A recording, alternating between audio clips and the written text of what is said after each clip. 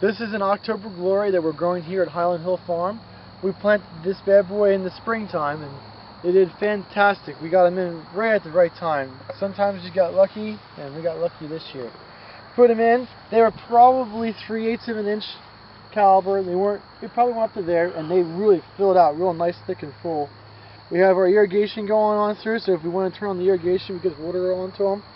We put fertilizer on them twice, once when we planted them and once in the middle of the summer when we had some real good rain.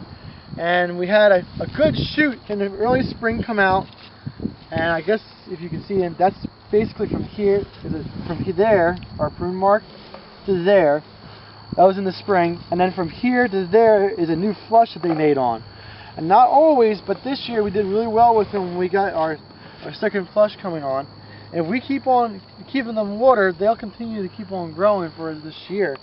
And we might get this up to a good 7/8 inch trunk caliber on the tree for this year, and we'll be doing really well. If we do that in the fall, we'll probably come on through and do another trimming on this. If they don't grow anymore, we probably just let them go. But if they do continue to grow, we will trim them.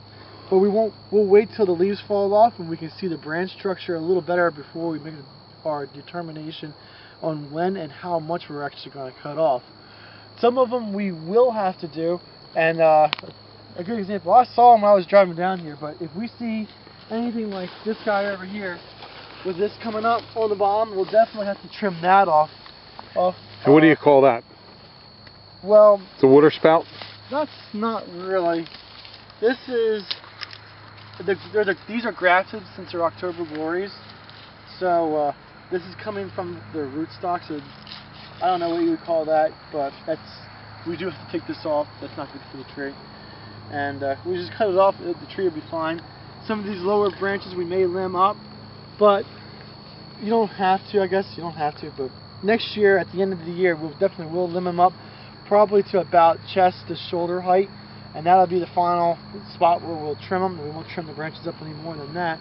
But if this continues to grow out, suppose that this branch right here grows out another 6 inches, then we'll come back and lop it back so it's not like real loose then. It makes it tighter if we do that. But we'll do that over the winter time when we don't have anything else to do. But that's basically it. Like this guy over here, I would probably cut that regardless here, so this branch doesn't get too big. And when we go through and we actually limb it up to there, it won't be too big of an injury for it. So that will be cut, but not, the branch won't be cut, but this will be knocked back so it's not too big of a branching forming on it. You can see this guy over here is kind of the same thing we're worried of. It's a real heavy branch going into it, so we'll probably knock that back so this doesn't grow as thick and as full. And then when we do actually take it off, it won't be a big injury. It'll heal over or grow over, compartmentalize, or whatever you want to call it, without a problem. It won't be a mark on it. But I would think this is doing very well. Something like this tree here we'll have to work on a little bit. You can see there's no definite trunk to it at this point, so over the winter time we'll have to figure out how we're going to either cut some branches out or tape it back up so there's one that's definitely strong, but that's something we'll have to work on. That's another thing that's making a single trunk to the tree, and that's always nice to have. Other than that, they look like a really nice product. How about this tree behind you? What are you going to do with that? Well, that one looks like one of the tapes broke off of it. That probably from a windstorm. We had some windstorms come through here with no rain. So that'll get taped back up? Yeah, that'll be taped back up.